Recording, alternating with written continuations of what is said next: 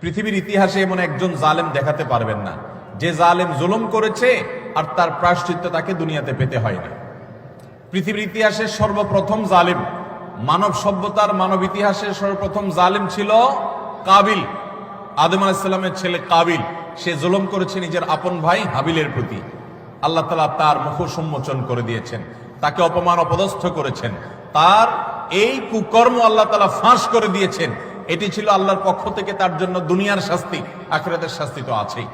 পৃথিবীর ইতিহাসে বহু জালেম গিয়েছে, নমরুদ জুলুম করেছে, আবু জাহাল জুলুম করেছে, উতবা সাহেবা জুলুম করেছে, অনেক পরাশক্তি জুলুম করেছে।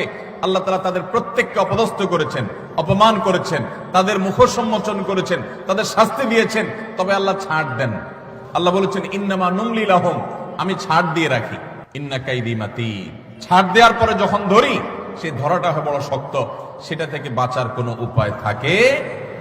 জুলুম এমন অপরাধ, কোন মুসলমান যদি কোনো হিন্দুর প্রতি জুলুম করে, কোন নামাজি মানুষ যদি কোনো বেনামাজির প্রতি জুলুম করে, কোন ধার্মিক মানুষ যদি কোনো অধার্মিক মানুষের প্রতি জুলুম করে, তারপরও আল্লাহ তাআলার সাহায্য ওই মাজলুমের প্রতি থাকে, হোক সে অমুসলিম, হোক সে অন্য ধর্মের মানুষ।